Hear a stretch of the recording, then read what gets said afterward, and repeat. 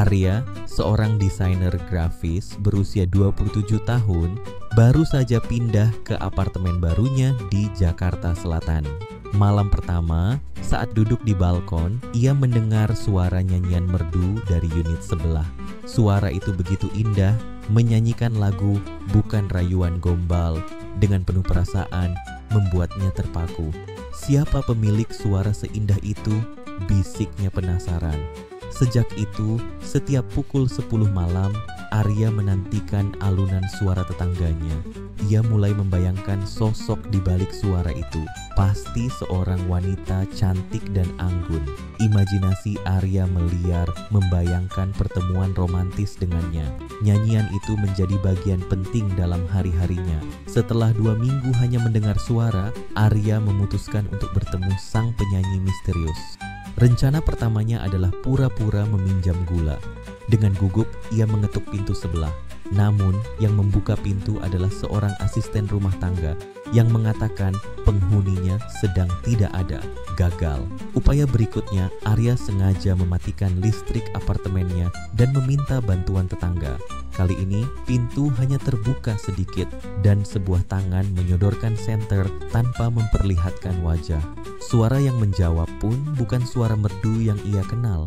Frustrasinya bertambah. Suatu malam, hampir sebulan kemudian, Arya mendengar nyanyian itu terdengar lebih dekat dari koridor. Memberanikan diri membuka pintu, ia terkejut melihat seorang pria tinggi, Bimo, sedang bernyanyi pelan sambil mencari kunci di depan pintu sebelah. "Oh, hai," sapa Bimo ramah. "Maaf kalau suaraku mengganggu, aku Bimo, tetangga barumu." Arya masih terpaku, fantasinya tentang wanita cantik hancur seketika. "Ah, Arya," jawabnya terbata. "Jadi, kamu yang bernyanyi setiap malam?" Bimo tertawa. "Iya, aku latihan untuk audisi paduan suara. Maaf ya kalau berisik." Meski kecewa, Arya menerima ajakan Bimo untuk mengobrol. Ternyata Bimo adalah teman yang menyenangkan. Mereka memiliki banyak kesamaan dan mulai akrab. Persahabatan aneh pun tumbuh di antara mereka. Suatu minggu sore, saat Arya berada di apartemen Bimo, bel berbunyi. Bimo membuka pintu untuk sepupunya, Dara. Arya terpesona melihat Dara, wanita dengan rambut sebahu, mata cerdas, dan senyum menawan. "Arya, kenalkan, ini sepupuku Dara," kata Bimo. "Senang berkenalan denganmu Dara," jawab Arya, merasakan debaran baru di dadanya.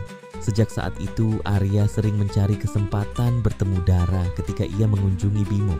Tak butuh waktu lama baginya untuk menyadari bahwa ia telah jatuh cinta pada Dara, wanita nyata dengan tawa hangat dan pikiran tajam, bukan pada fantasi suara merdu yang ia ciptakan. Ironisnya, obsesi pada suara Bimo lah yang membawanya bertemu Dara. Suatu malam saat Bimo berlatih, Arya tersenyum geli mengingat kekonyolannya. Ponselnya berdering. Pesan dari Dara mengajaknya pergi berdua akhir pekan ini. Arya tersenyum lebar. Fantasinya memang tak terwujud, tapi kenyataan ternyata bisa jauh lebih indah.